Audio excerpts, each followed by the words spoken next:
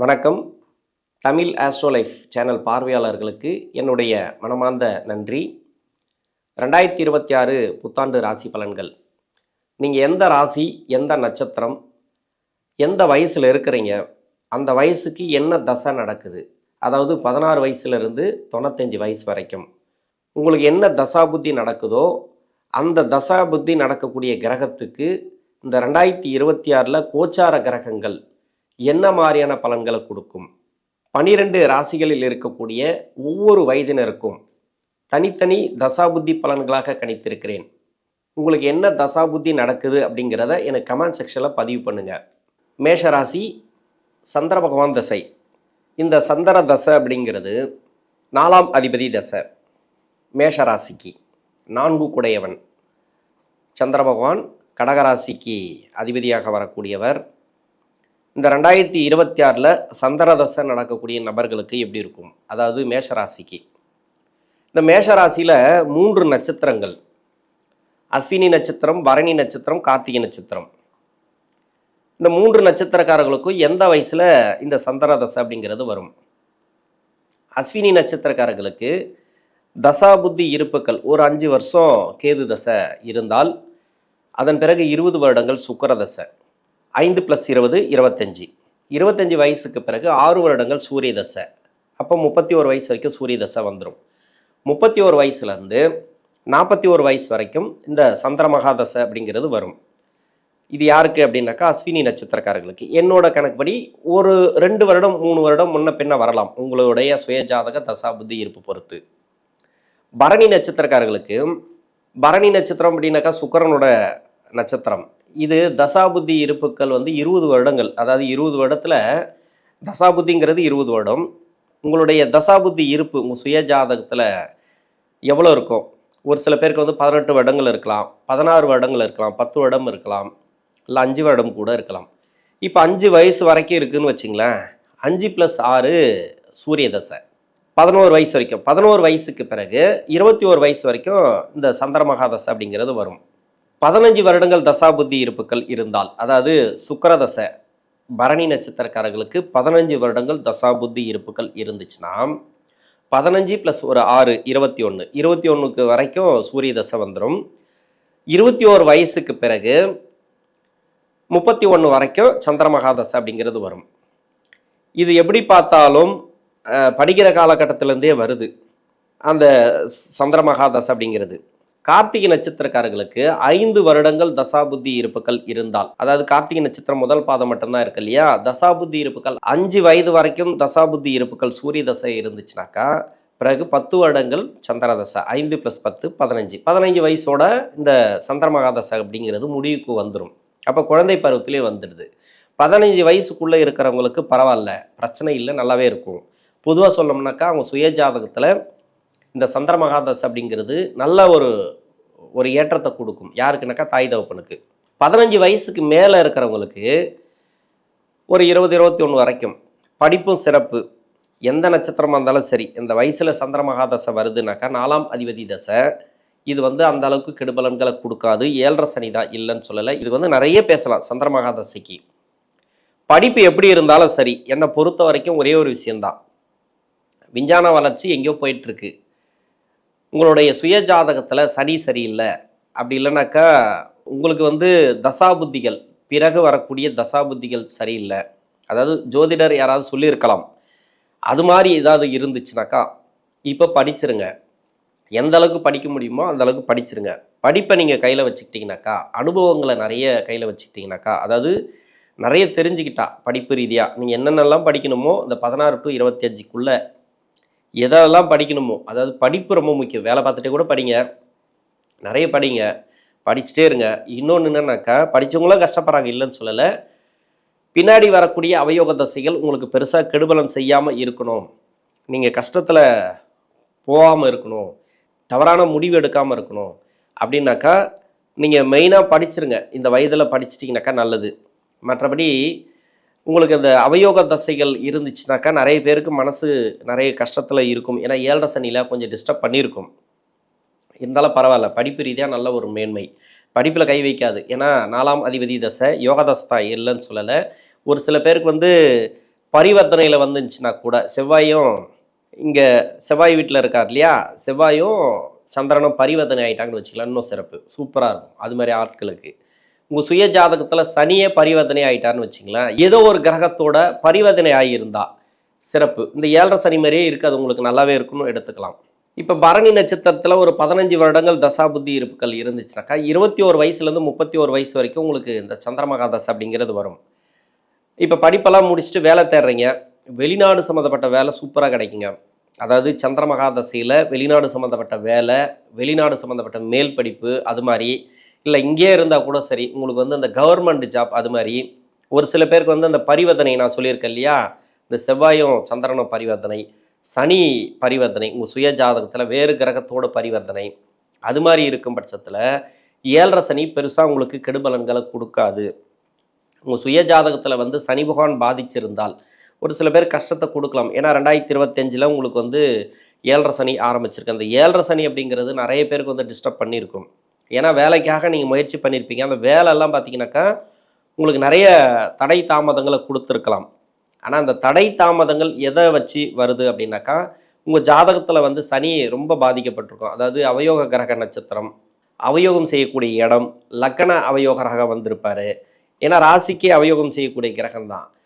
அந்த மறைமுக சுப தொடர்பில் இல்லாமல் நேரடியான கஷ்டம் கொடுக்கக்கூடிய இடத்துல இருப்பார். அதாவது வந்து பாவகிரக நட்சத்திரம், லக்னத்துக்கு வந்து யோகம் செய்யாத நட்சத்திரம், யோகம் செய்யாத கிரகத்தோடு இருக்கிறது, ராகு கேதுவோடு சேர்ந்து இருக்கிறது, இது மாதிரி உங்கள் சுய ஜாதகத்தில் சனி இருந்தால் அப்போ 7.5 சனி அப்படிங்கிறது கொஞ்சம் கஷ்டத்தை கொடுக்கும்.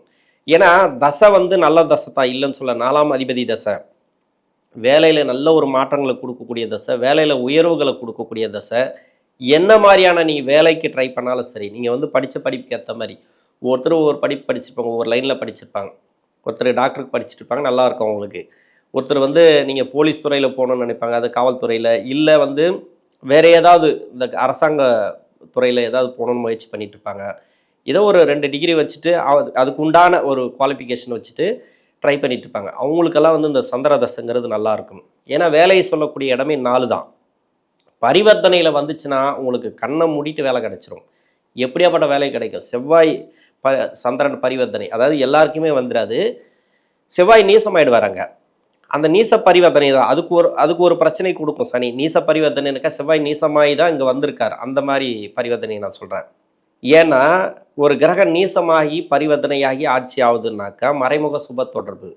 இது எப்படி இருக்கும் அப்படின்னா, இது மாதிரி இருக்கிறவங்களுக்கு எல்லாருக்குமே இருக்காது. ஏன்னா இது மாதிரி இருக்கிறவங்க மட்டும்தான் பார்க்கணும் அப்படின்னு கிடையாது. அந்த தசை நல்லா இருக்கும். என்ன ஒன்று, மன உளைச்சலை கொடுத்துட்டே இருக்கும், தவறான முடிவு எடுப்பாங்க, டக்குன்னு அதுலேருந்து தப்பிச்சிருவாங்க, நிறைய கஷ்டத்தை கொடுக்கும். அது மாதிரி இது வந்து வேலைக்கு முயற்சி பண்ணுறவங்களுக்கு மட்டும், தொழிலுக்கு முயற்சி பண்ணுறவங்களுக்கு நான் பின்னாடி சொல்கிறேன். ஆனால் தொழிலில் இருக்கிறவங்களுக்கும் பாதிப்புகள் இருக்குது. இது மாதிரி நீச பரிவர்த்தனை, அது மாதிரி சனியே பரிவர்த்தனை ஆகியிருக்காருன்னு வச்சிங்களேன். உங்கள் சுய ஜாதகத்தில் சனி வந்து இந்த ராசிக்கு பரிவர்த்தனை ஆகிருக்க மாட்டார். உங்கள் ஜாதகத்தில் வேற ஒரு கிரகத்தோட பரிவர்த்தனை ஆகிருப்பார். அவரோட வீட்டில் வேற ஒரு கிரகம் இருக்கும், வேற ஒரு கிரகத்தோட வீட்டில் சனி இருப்பார். அது மாதிரி பரிவர்த்தனை இருக்கு இல்லையா, அந்த பரிவர்த்தனை அப்படிங்கிறது உங்களுக்கு அருமையான பலன்களை கொடுத்துரும். இந்த சந்திர மகாதசையில் இருக்கிறவங்களுக்கு நல்ல ஒரு மேன்மை, நல்ல ஒரு முன்னேற்றம் கிடைக்கணும் அப்படின்னாக்கா உங்கள் சுய ஜாதகத்தில் சனி எங்கே இருந்தால் நல்லது? அதாவது 10ஆம் இடம், 11ஆம் இடம், 12, ஜென்மராசி 2ஆம் இடம், இது மாதிரி இந்த 7.5 சனியிலே நீங்கள் பிறந்திருந்தால் அவங்களுக்கு சிறப்பு தான். இது வந்து செகண்ட் ரவுண்டு சனியிலையும் கணக்காயிடும். அவங்களுக்கெல்லாம் நல்லாவே இருக்கும். அந்த சந்திர தசை எந்த வயசில் இருந்தாலும் சரி சிறப்பாக இருக்கும். நல்ல ஒரு முன்னேற்றங்களை கொடுக்கக்கூடிய தசை. வெளிநாடெல்லாம் போவாங்க, வெளிநாடு சம்பாத்தியம், அது மாதிரி வெளிநாடே நான் ட்ரை பண்ணல சார் அப்படின்னாக்கா இங்கே இருக்கிற வேலை கிடைக்கும் உங்களுக்கு. வேலையில் நல்ல ஒரு மாற்றங்கள்.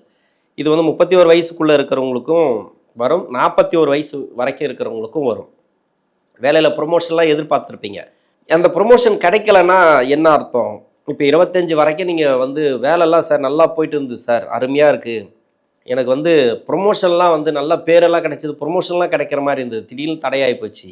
அப்போது உங்கள் ஜாதகத்தில் வந்து நான் பரிவர்த்தனை சொன்னால் பரிவர்த்தனை ஆகியிருந்தால் நல்லா இருந்திருக்கும். ஓகே, பரிவர்த்தனை ஆகாமல் இருந்தால் அவயோக கிரக நட்சத்திரம், அவயோக பார்வை, இல்லைன்னா அவயோக கிரகங்களோட சேர்ந்து இருக்கிறது, அதாவது நன்மை செய்யாத அமைப்பில் இந்த சனி இருந்துட்டார்னா, ஏன்னா ராசிக்கு நன்மை செய்ய மாட்டார்.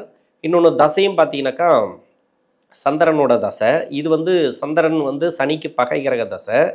இது மட்டும் இல்லாமல் உங்கள் ஜாதகத்தில் வந்து இந்த சந்திர பகவான் நட்சத்திராதிபதி இருக்கார் இல்லையா? இப்போ அஸ்வினி நட்சத்திரம்னா கேதுவுடைய நட்சத்திரம். அந்த கேதுவுடைய நட்சத்திரம் பார்த்தீங்கன்னா, கேது எங்கே இருப்பார்னா சந்திர பகவானுக்கு மறைவு ஸ்தானத்தில் இருந்துச்சுனாக்கா கொஞ்சம் பாதிப்புகளை கொடுக்கும். அது மாதிரி ஆட்களுக்கு வந்து வேலையில் ஸ்ட்ரகிள் கொடுக்கும், வேலையில் பிரச்சனைகள் கொடுக்கும், ப்ரொமோஷன் இல்லாமல் நிறைய கஷ்டப்படுவீங்க. இதெல்லாம் வந்து இந்த 7.5 சனியில் நடக்கிறது. அதே அந்த சந்திர பகவானுக்கு அந்த கேது பகவான் மறையிலனாக்கா சிறப்பு சூப்பராக இருக்கும்.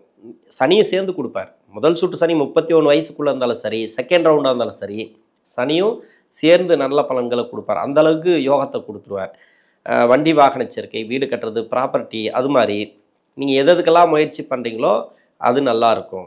இப்போ பரணி நட்சத்திரம்னாக்கா சுக்கிரனை பார்க்கணும். அந்த நட்சத்திராதிபதி சுக்கிரன். ஏன்னா அந்த ராசியாதிபதி செவ்வாய் அவர் எங்கே இருக்கிறாருன்னு அதையும் பார்க்கணும். மெயினாக இவ்வளோ இருக்குது அதில்.